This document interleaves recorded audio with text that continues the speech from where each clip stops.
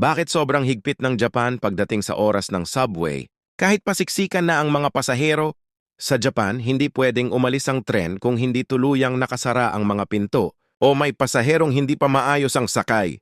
Kapag ang isang tren ay nahuli kahit ilang minuto lang, naaantala ang buong linya at itinuturing itong seryosong problema sa bansang kilala sa pinakapuntual na riles sa mundo. May malinaw na dahilan ito. Ang train operator na mahuhuli ay maaaring pagawain ng maraming ulat o sumailalim sa mahigpit na retraining. Pananagutin din ng station staff, kaya walang gustong magkamali kahit isang minuto. Dahil dito, natutong maging eksakto sa oras pati ang mga pasahero. Maraming kumpanya sa Japan ang mahigpit sa oras.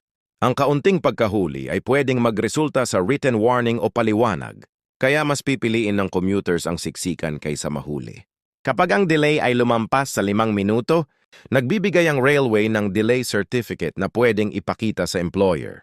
Sa ganitong sistema, mabilis bumabalik sa normal ang operasyon kahit may bagyo, malakas na ulan o lindol. Ang tila kaguluhan ay isa palang lubos na disiplinadong sistema na umaandar hanggang segundo.